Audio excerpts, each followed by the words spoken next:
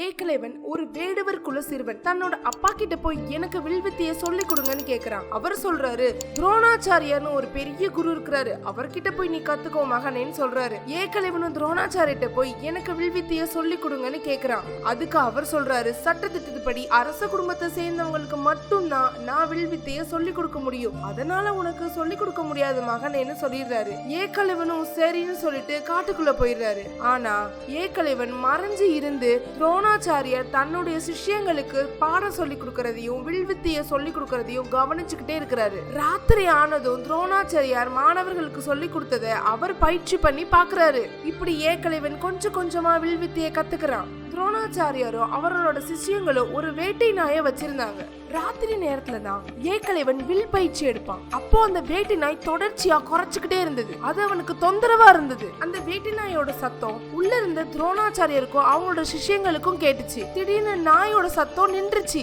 என்னன்னு வெளியில போய் பார்த்தா நாயோட வாயில 7 அம்புகள் இருக்கு. ஆனா நாய் சாகல. அது கொலைக்கிறது மட்டுமே நிப்பாட்டுறதுக்காக வில்லு விட்டுருக்கான் ஏகலைவன். துரோணாச்சாரியருக்கு ஒரே ஆச்சரியம். இது வில்லு விட்டது யாருன்னு போய் பாக்குறப்போ ஏகலைவன் அங்க நின்னுகிட்டு இருக்கான். துரோணாச்சாரியார் ஒரே ஆச்சரியப்படுறாரு. நீ எப்படி வில்வித்தைய இவ்வளவு நல்லா பண்ற, யார்கிட்ட கத்துக்கிட்டேன்னு கேக்குறாரு. அப்போ ஏகலைவன் அவரை ஒரு இடத்துக்கு கூட்டிட்டு போறான். அங்க துரோணாச்சாரியார் மாதிரியே ஒரு சிலைய செஞ்சு வச்சு, நான் உங்களதான் மானசீக குருவா ஏத்து நீங்க உங்க சிஷ்யங்களுக்கு காலையில சொல்லித்தரத நான் ராத்திரி பயிற்சி எடுத்தேன்னு ஏகலைவன் சொல்றான். இத பார்த்து அவருக்கு ஒரு சந்தோஷம். ஆனா துரோணாச்சாரியாருக்கு ஞான திருஷ்டில ஒண்ணு தோணுச்சு. அது என்னன்னா, ஏகலைவனால பின்னாடி ஒரு பெரிய போர் நடக்கும், அது அரச குலத்துக்கே எதிரா முடியும்னு அவருக்கு ஞான திருஷ்டில தோணுச்சு. அப்போ அவர் கண்ணை திறந்து இவனால எந்த பாதிப்பும் வந்துடக்கூடாதுன்னு ஏகலைவன் கிட்ட சொல்றாரு.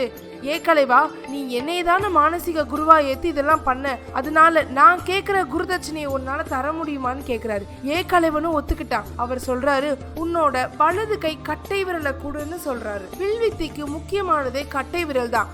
அதை கேக்குறாருன்னு கொஞ்சம் கூட தயங்காம தன்னோட வலது கை கட்டை விரலை வெட்டுறான். அவனோட ஞாபகார்த்தமா அந்த விரலை தாயத்தா செஞ்சு துரோணாச்சாரியார் தன்னோட கழுத்துல போட்டுக்கிட்டாரு. இது அதிசயம் கிடையாது, இதுக்கப்புறம் நடந்ததுதான் மிகப்பெரிய அதிசயம். ஒரு துரோணாச்சாரியார் குளத்துல குளிச்சிட்டு இருக்காரு. அப்போ ஒரு 3 புலி அவரை சாப்பிடுறதுக்காக வந்துச்சு. துரோணாச்சாரியாரை சுத்தி காப்பாத்துறதுக்கு எதுவுமே இல்ல.